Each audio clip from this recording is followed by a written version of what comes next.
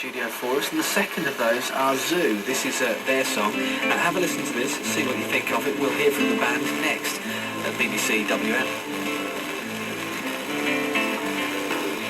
Are you lying awake at 1:45?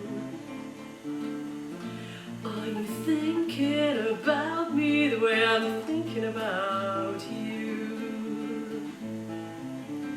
Are you staring at the ceiling, wondering if that feeling is mutual?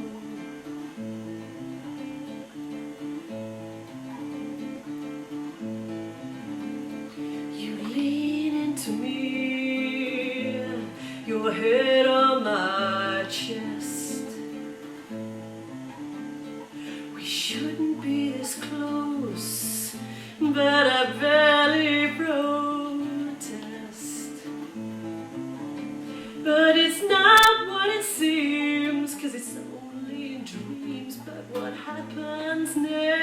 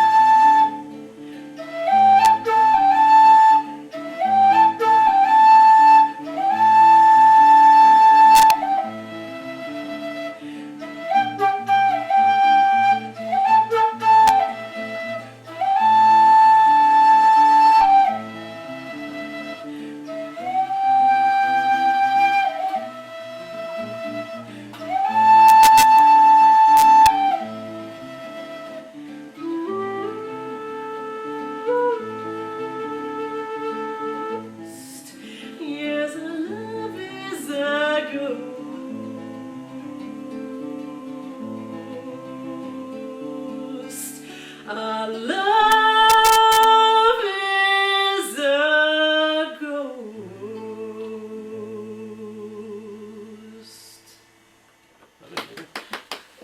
Cool. Thank you very much. Which feels a bit mixed as well. Feels a bit sad, you know, kind of clacking away. Wow, that was fabulous. That was Zoo, who are with us in the studio. Hello, everybody. Hello. Thank you very much for coming in and performing for us with your various bits and bobs that we've been plugging in and dismantling bits of studio to accommodate you. It was worth it. It sounded fantastic. What was that called that you just played? It's called Mutual. Mutual. And that's the voice of Karen, who's flanked by Reg and Paul this afternoon. How long have you been playing together as a team, if you like? We've been together since 2000 in fact, as a 5-piece. In our current performance, a 3-piece since 2004. And how did you come together? Because obviously you've got a shared love of music, but I think there's you know, it's fair to say that you've probably been in bands before. You know, you're not straight out of school. I can put it politely. Thank you. No, it's true. You've spent time, you know, creating and collecting eclectic musical backgrounds, which is great. But I think we all expect that, you know, we'll put something on a wall in a music shop or something like that when we're 18, 19, or just out of school. But is it difficult to pull a band together when you've been around for a little bit? Well, I mean, we've been playing music all our lives, but certainly Paul and Reg have been playing since they were about 3, so together. Yeah. So yeah, I mean, Paul and I were in a band at school many years ago, and we've always sort of played on and off over the years. And obviously, Karen and I are married, and we've been playing for a good 20 odd years together.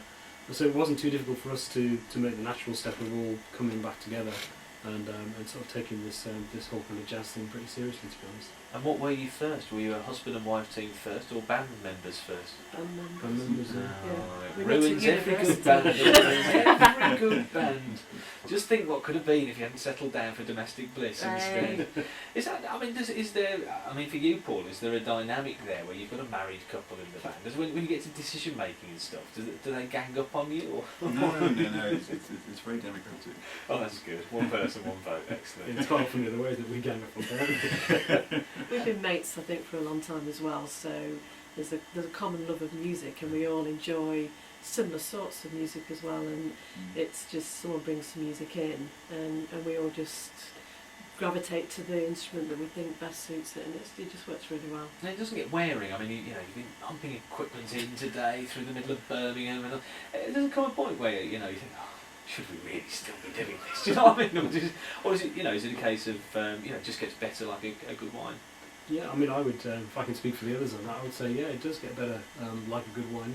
It actually gets more interesting and more exciting. The different places that you play, the different audiences you encounter, how material is perceived and listened to by them, and you're always sort of going over the next horizon to improve what you do and what you write. So, the moving of the kit almost becomes second nature, doesn't it? It's just like part of getting up and doing your teeth, or Yeah, and I suspect, when you've played together for 20 years, that you go one of two ways. Either you become more and more broad-minded, or in fact you do what a lot of us do in life and narrow down our fields of interest.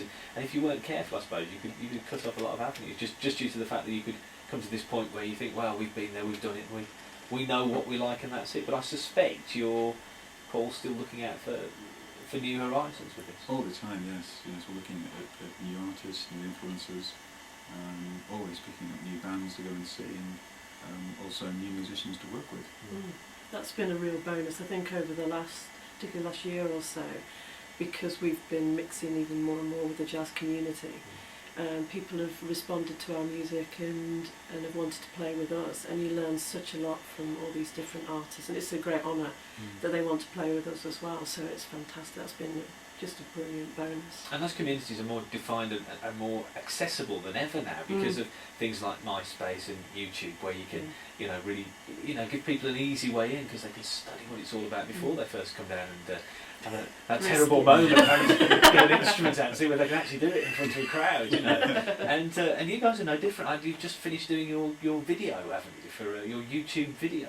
Yeah, we've got one video up already called Suddenly. That was our first single, and that was sort of more of a homemade video that we put together. But we've just shot the second single, which is called Dirty, and that's being finalised at the moment. It's not a Christina Aguilera cover version. No.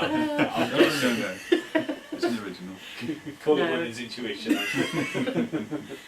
Yeah, so we're looking forward to getting that out and available for people to see. That's so great as pretty well. groovy. I think celebrities who can start to think it's a bit of a rigmarole putting a video together and stuff, but when you're doing it from time to time, what a great wheeze it is, I suspect. It was tremendous fun. Yeah, it was brilliant. Well, I'm glad it's going well for you, and you're performing locally as well, aren't you? Yeah. This weekend, in fact, at the Arbor. Correct.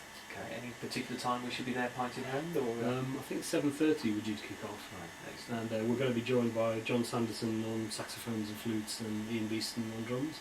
A lot of times we play with electronic backing rhythms and stuff, but we've got a live drummer and live saxes and stuff on Sunday, so it should be a really good gig, I think. Yeah, it's a great venue. Yeah, I'm really looking forward to seeing you. I hope you have a brilliant time at the weekend. And you mentioned the video to Dirty, and just to prove it's not a Christina Aguilera cover version for anyone who won't take our word for it, we'll play it now and listen to the song. Brilliant. It's distinctive, isn't it? It's Zoo, and award winners, by the way, the Best Jazz Artist 2007 at Glassworks UK New Music Awards. So good for them. Really good to have them in the studio earlier on today. And if you want to hear more of their music, you can go to myspace.com/ZooMusicUK.